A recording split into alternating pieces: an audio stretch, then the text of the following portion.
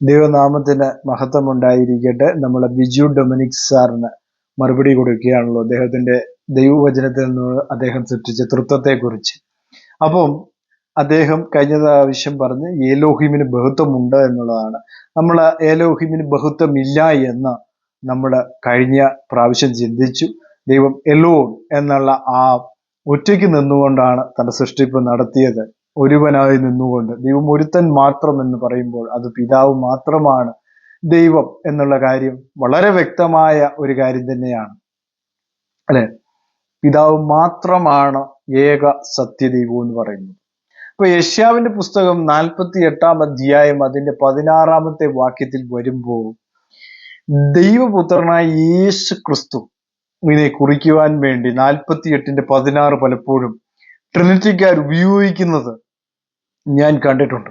അപ്പം അവിടെ പറഞ്ഞിരിക്കുന്ന ഒരു വാക്യം, ഇപ്പോഴോ യഹോവയായ കർത്താവ് എന്നെയും തന്റെ ആത്മാവിനെയും അയച്ചിരിക്കുന്നു എന്നവിടെ പറയുന്ന ഒരു ഭാഗത്തെ കുറിച്ച് നമുക്കെല്ലാം അറിയാവുന്ന ഒരു വാസ്തവം തന്നെയാണ്. അപ്പൊ അവിടെ പറഞ്ഞിരിക്കുന്ന യഹോവയായ കർത്താവ് പിതാവായ ദൈവമാണ്, സംശയമില്ല, ട്രിനിറ്റിക്കാർ പറയുന്ന ഒരു കാര്യമാണ്. ഇനി രണ്ടാമത് എന്നെയും, എന്നെ എന്ന് പറയുമ്പോൾ ആരെ? യേശു ക്രിസ്തുവിനെയും. മൂന്നാമത് പറഞ്ഞേക്കുന്നത് പരിശുദ്ധാത്മാവിനെയുമാണ് അയച്ചിരിക്കുന്നു. അപ്പൊ അതിന്റെ ആദ്യം മുതൽ നമ്മൾ വായിക്കുമ്പോൾ, ഞാൻ ആദ്യം മുതൽ രഹസ്യത്തിലല്ല പ്രസ്താവിച്ചിട്ടുള്ളത്, അതിന്റെ ഉത്ഭവകാലം മുതൽ ഞാൻ അവിടെയുണ്ട്. ഇപ്പോഴോ യഹോവയായ കർത്താവ് എന്നെയും തന്റെ ആത്മാവിനെയും അയച്ചിരിക്കുന്നു എന്നവിടെ പറയുന്നു. അപ്പൊ നമ്മൾ 1-ാം കൽപ്പനയിൽ അവിടെ തിരുത്തേണ്ട ഒരു കാര്യം ഉണ്ടായിരുന്നു. ദൈവം ബഹുത്വമാണ് എന്ന് എഴുതി ചേർക്കേണ്ടതായിരുന്നു. ഞാനല്ലാതെ അന്യ ദൈവങ്ങൾ നിനക്കുണ്ടാകാൻ പാടില്ല എന്ന്. അതപ്പോൾ ട്രിനിറ്റിക്കാർ അത് സമ്മതിക്കുന്നില്ല. എന്തുകൊണ്ട് അത് സമ്മതിക്കുന്നില്ല? അവർക്ക് എന്തുകൊണ്ട് അത് എഴുതി ചേർത്താൽ പോരെ? അവരത് ചെയ്യില്ല. കാരണം ദൈവവചനത്തിൽ നിന്നൊന്ന് കൂട്ടുകയോ ഒന്ന് കുറയ്ക്കുകയോ ചെയ്യാൻ പാടില്ല എന്ന് ദൈവവചനം കർശനമായി പറയുന്നു. അതിനെ അവർ ഭയക്കുന്നു എന്നുള്ളതാണ് വാസ്തവം. അതുകൊണ്ട് അവരത് കൂട്ടിച്ചേർക്കുന്നില്ല എന്നുള്ളതാണ് സത്യം എന്ന് പറയുന്നത്. അതവിടെ നിൽക്കുമ്പോൾ തന്നെ ഇവിടെ പറയുന്നത് യേശു ക്രിസ്തുവാണ്, അല്ലെ? അപ്പോൾ നമ്മുടെ ഭാഷയിൽ പറയുകയാണെങ്കിൽ ദൈവം മനുഷ്യനായിട്ട് വെളിപ്പെട്ടതാണ് യേശു ക്രിസ്തു എന്നാണ് നമ്മൾ വിശ്വസിക്കുന്നത്. അങ്ങനെ തന്നെയാണ് വിശ്വസിക്കുന്നത്. അതായത് വിശുദ്ധ പ്രജ എന്നാണ് യേശു ക്രിസ്തുവിനെ കുറിച്ച് പറയുന്നത്. ദൈവം ആത്മാവാണ്. ആ ആത്മാവായ ദൈവം ജഡമെടുത്ത് ഭൂമിയിൽ വരുന്നു, ഒരു വിശുദ്ധ പ്രജയായി മാറുന്നു എന്ന് ദൈവവചനം വളരെ വ്യക്തമായിട്ട് പറയുന്നു. അതാണ് പുത്രത്വം എന്ന് പറയുമ്പോൾ നമ്മൾ മനസ്സിലാക്കേണ്ട ഏറ്റവും വലിയൊരു സത്യം എന്ന് പറയുന്നു. അപ്പം യഹോവയും യശ്യാവും യഹോവയുടെ ആത്മാവുമാണ് ഇവിടെ ഉള്ളത്, അല്ലെ? യഹോവയും യശ്യാവും യഹോവയുടെ ആത്മാവുമാണ് ഇവിടെ പറഞ്ഞത് എന്നുള്ളതാണ് നമ്മൾ വാക്യത്തിൽ നമ്മൾ വായിക്കും. അപ്പൊ മേൽ പറഞ്ഞ വാക്യത്തിൽ കൃത്യമായി എന്തുണ്ട്? 2 ഭാഗങ്ങളുണ്ട്. അതിന് നമ്മൾ KJV പോലെയുള്ള ചുരുക്കം പരിഭാഷകൾ ഒഴികെ NKJV അടക്കം പൂർണ്ണ വിരാമം അല്ലെങ്കിൽ ഇട്ടുകൊണ്ട് 2 ഭാഗങ്ങളായിട്ട് തിരിച്ചിട്ടുണ്ട്. സത്യവേദ പുസ്തകത്തെ KJVയെ പിന്തുടർന്ന് അർത്ഥവിരാമമാണ് ഇവിടെ ഇട്ടിരിക്കുന്നത്. അപ്പം എന്നാൽ സത്യവേദ പുസ്തകം സമകാലിക ഭാഷയിൽ പൂർണ്ണ വിരാമം ഇട്ടുകൊണ്ട് 2 ഭാഗങ്ങളായി തിരിച്ചിട്ടുണ്ട്. അതിന്റെ ആദ്യ ഭാഗം ഇപ്രകാരമാണ്: നിങ്ങൾ അടുത്തു വന്ന് ഇത് കേൾപ്പീൻ, ഞാൻ ആദ്യം മുതൽ രഹസ്യത്തിലല്ല പ്രസ്താവിച്ചിട്ടുള്ള, അതിന്റെ ഉത്ഭവകാലം മുതൽ ഞാൻ അവിടെയുണ്ട്. ഈ വേദഭാഗത്ത് ഞാൻ എന്ന് പറയുന്നത് ഉത്തമ പുരുഷ സർവനാമത്തിൽ പറയുന്ന ആൾ മുകളിലത്തെ വാക്യങ്ങളിൽ കാണുന്ന ഉത്തമ പുരുഷൻ തന്നെയാണ് എന്നുള്ളതാണ് അവിടെ മനസ്സിലാക്കുന്നത്. അതായത് യഹോവയല്ലാതെ മറ്റാരുമില്ല. യശയ്യാവ് നമ്മൾ വായിക്കുമ്പോൾ യശയ്യാവിന്റെ പുസ്തകത്തിൽ തന്നെ എഴുതിയിട്ടുണ്ട്, അല്ലെ? ഞാൻ ആ യശയ്യാവ് പിന്നെ മാറ്റി എഴുതൂ, യഹോവയല്ലാതെ മറ്റാരുമില്ല എന്ന് പറഞ്ഞേച്ച് യശയ്യാവിന്റെ പുസ്തകം 48, 3, 5, 9, 10, 11, 12, 13, 15 അവിടെ എല്ലാം വായിക്കുമ്പോൾ അത് തന്നെയാണ് കാണുന്നത്. ഞാൻ രഹസ്യത്തിലല്ല സംസാരിച്ചത് എന്ന് യഹോവ പറയുന്നത് വേറെയും പരാമർശങ്ങൾ നമ്മൾ മുമ്പത്തെ അധ്യായത്തിലും കാണുന്നുണ്ട്, 45, 19 കാണുന്നുണ്ട്. അപ്പം അതിന്റെ ഉത്ഭവകാലം മുതൽ ആരിവിടെയുണ്ട്? ഞാൻ ഇവിടെയുണ്ട് എന്ന് പറയുമ്പോൾ ബാബേൽ പട്ടണത്തെ കുറിച്ചാണ് പറയുന്നത്. ഉൽപ്പത്തി 10:10 നമ്മൾ വായിക്കുന്നുണ്ട്. പിന്നെ നമ്മൾ ചിന്തിക്കുമ്പോൾ ഇപ്പോൾ യഹോവയായ കർത്താവ് എന്നെയും തന്റെ ആത്മാവിനെയും അയച്ചിരിക്കുന്നു എന്ന് പറയുമ്പോൾ അതാരാണ്?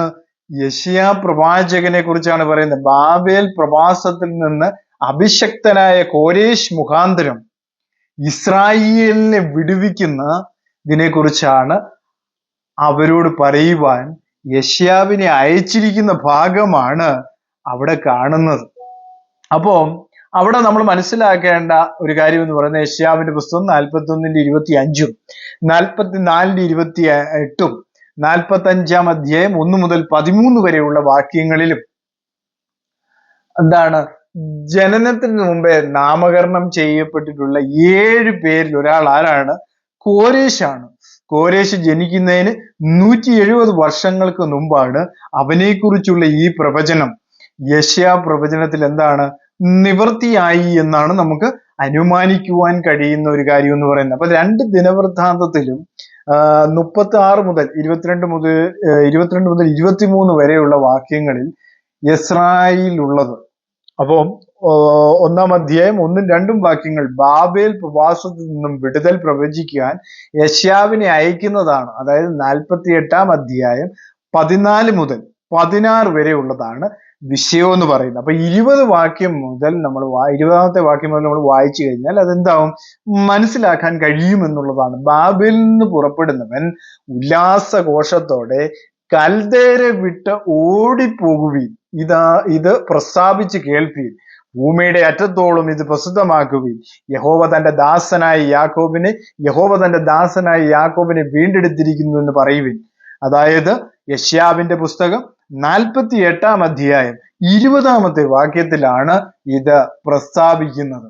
അപ്പം ഇനിയും കുറച്ചുകൂടി നമ്മൾ മനസ്സിലാക്കുമ്പോൾ ആ അധ്യായത്തിൽ ഉത്തമ പുരുഷനായിട്ട് 2 പേരാണ് അവിടെ സംസാരിക്കുന്നത്. അതായത് 2 പേർ, അതായത് എഴുത്തുകാരനായ യെശയ്യാവുമുണ്ട്, അതുപോലെ തന്നെ യഹോവയുമുണ്ട്. 1ഉം 2ഉം വാക്യങ്ങളിൽ 16-ാം വാക്യത്തിന്റെ 2-ാം പകുതിയും 17-ന്റെ ആദ്യ പകുതിയും അവസാനത്തെ 3 വാക്യങ്ങളും 48-ാം അധ്യായം 20 മുതൽ 22 വരെയുള്ളതും എഴുത്തുകാരൻ്റെതാണ്. 3-ാം വാക്യം മുതൽ 19-ാം വാക്യം വരെ ഉള്ളതിൽ 16-ാമത്തെ വാക്യത്തിൽ 2-ാം പകുതിയും 17-ാം വാക്യത്തിന്റെ ആദ്യ പകുതിയും ഒഴികെ ബാക്കിയെല്ലാം സംസാരിക്കുന്നത് ആരാണ്?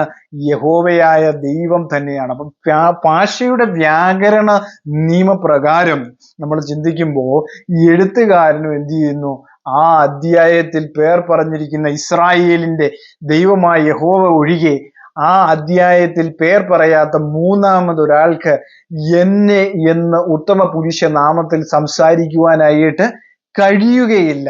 എന്നെ എന്ന പദം യേശുവിന്റെ പേരോ പദവിയോ വിശേഷണമൊന്നുമല്ല. അതായത് ഭാഷയിലെ സർവനാമമാണ്.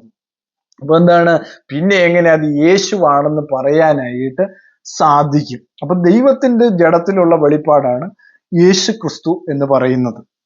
അല്ലെ, ദൈവം മനുഷ്യനായിട്ട് വെളിപ്പെട്ടതാണ്. അതുകൊണ്ടാണ് യെശയ്യാവിന്റെ പുസ്തകത്തിൽ 25 ഞാൻ വന്ന് അവരെ രക്ഷിക്കുമെന്ന് യഹോവയായ ദൈവം അരുളി ചെയ്യുന്നത് അതുകൊണ്ട് തന്നെയാണ്. അവൻ മനുഷ്യനായി ഒരിക്കൽ വെളിപ്പെടും എന്നുള്ളതാണ് അതിനകത്ത് ഇതിവൃത്തം എന്ന് പറയുന്നത്.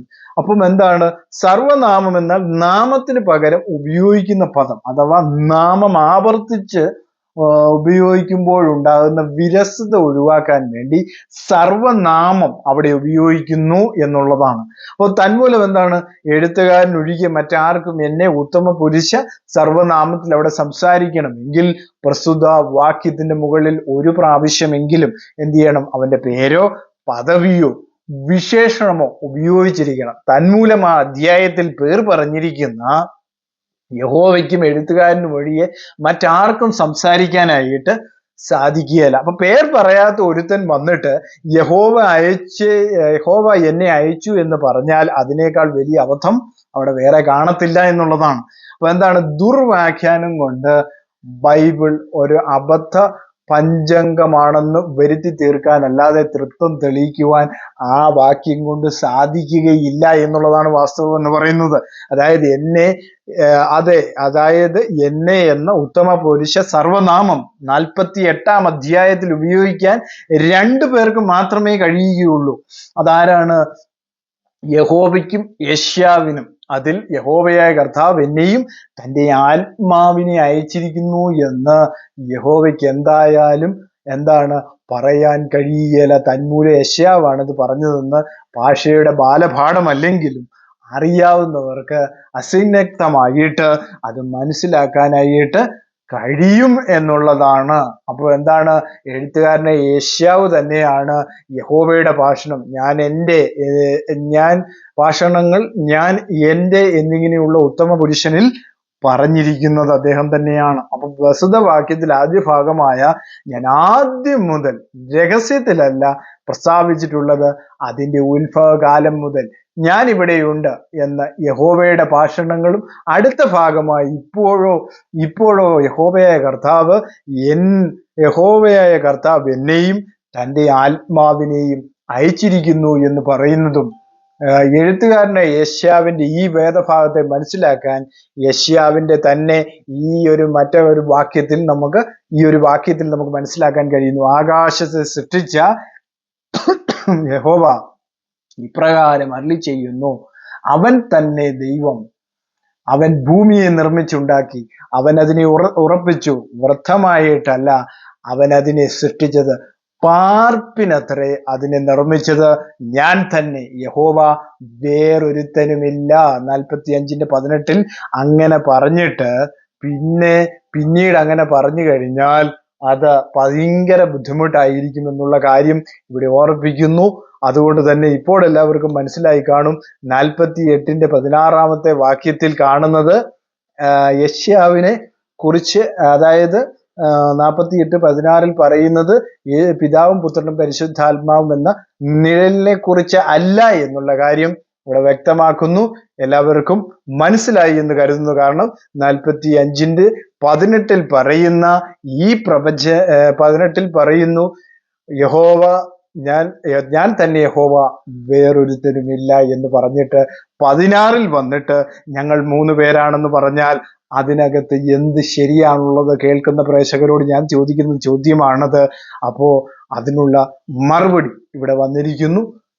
ഈ വീഡിയോ നിങ്ങൾക്ക് അനുഗ്രഹപ്രദമായെങ്കിൽ ഇത് ലൈക്ക് ചെയ്യുക, സബ്സ്ക്രൈബ് ചെയ്യുക. God bless you.